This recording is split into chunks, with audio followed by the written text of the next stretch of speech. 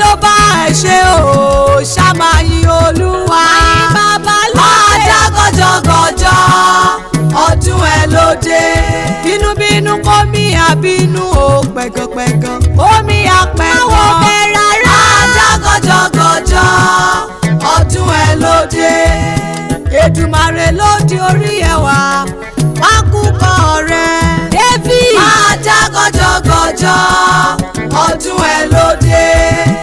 Wàá lò gbà yí pẹ́ lọ́lá Elédùmarè ọba láyé. Máa já gọjọgọjọ ọdún ẹ ló dé. Máa já gọjọgọjọ. Máa já gọjọgọjọ ọdún ẹ ló dé. Máa já gọjọgọjọ. Máa já gọjọgọjọ ọdún ẹ ló dé.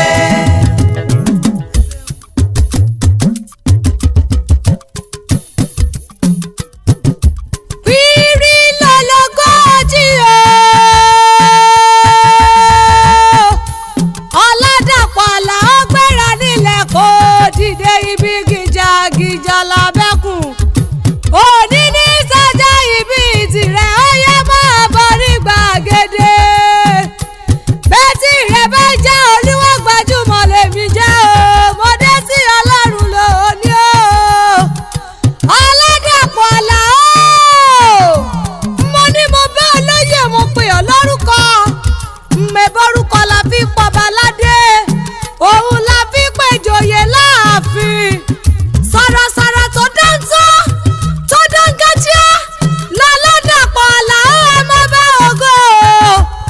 Ọ̀gá mi ẹni táyé rò pé kò lè pàgọ́ tó kọ́lé Ọlọ́run rú o. Ó ká bí mọ́ra ó kára mọ́ra káyé lè dùn gbé káyé lè rọ̀ sọ̀mù fún gbogbo mùtúmù wà lọ́gá tèmi yàn láàyò. Bàbá Ọlátúnbọ̀sún o. Ẹni ọ̀tá gbìyànjú láti dáwọ́ ẹ̀dẹ̀lẹ̀ tó jẹ́ pé pípele ló ń pele sí i. Ọládàpọ̀ àlà o. Aláṣẹ àti olùdarí ọmọọba Ògo Media Service nílùú Ìbàdàn táwọn yìí. Bàbá parí akọrí o. Ó yẹ ká fi dà lálẹ́ gàràgà fún pèdèpèdè pẹ́dẹ́pẹ́dẹ́ pẹ́lẹ́dẹ̀mẹ́dẹ̀. Kẹ́lẹ́dẹ́ ọ̀fẹ́ díẹ̀ sábẹ́ ẹlẹ́bẹ̀ pé happy birthday to you o. Bàbá Ọlátúnbọ̀sún happy birthday to you. Ó ti sọdún èyí náà ọdún ayọ̀ lọ́mọ ṣe. Àṣàdúmọ́dún àwọn àṣàdúmọ́dún àjọṣùmọ́ṣù àwọn àjọṣùmọ́ṣù. Ojúmọ́ òní mọ́ ká má ṣe rámọ́ bí lórí àtẹ ọdọọdún lọ́mọ wa o. Mẹ́bọ́lọ́dún ní mọ́dún ẹ lọ́dún o. Oyin mọ tiẹ̀ nínú afárá. Ìgbín mọ tiẹ̀ nínú ìkarahun. Òjòlá mọ tiẹ̀ níjù. Ó ti sọdún èyí náà èyí oníjà ṣe mọ́. Ọmọ àlà o. Ó yá jẹ́jọ́ ṣẹ̀rẹ́dẹ́ pálọ̀ àwọn bàbá tiẹ̀ gangan. Ìjẹ̀ṣà òṣèré ọmọ onílẹ̀ òbí. Ọmọ ẹlẹ́ni àtẹ̀ká ọmọ ẹlẹ́ni wẹlẹ̀. Ọmọ agbọ́dọ̀ pọ̀rọ̀ ní mọ̀ iyọ̀.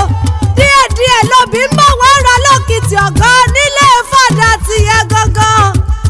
Òkèké láṣọ ìgbàjọ.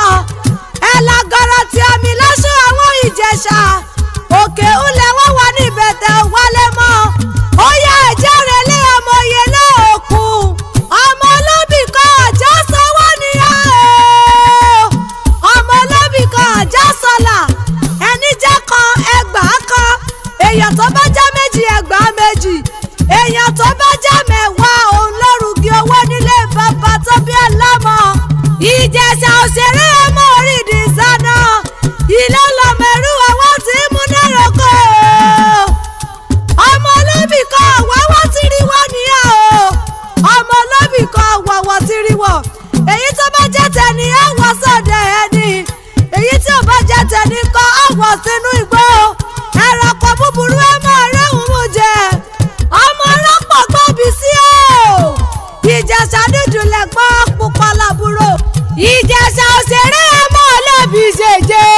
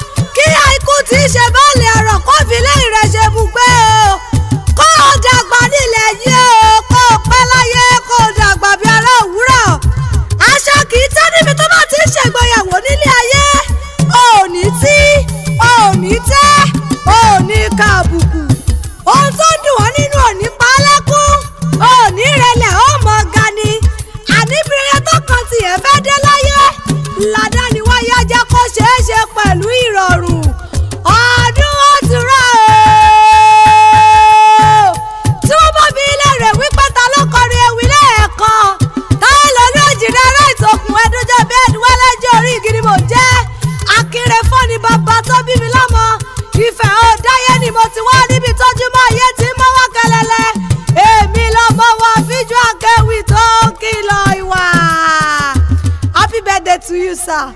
Ọláìdé Kẹ́hìndé Lateef àwọn náà ń kí yín o. Many happy returns in Jesus name. We love you. Ẹ ó pẹ́ fún wa lórúkọ Jésù.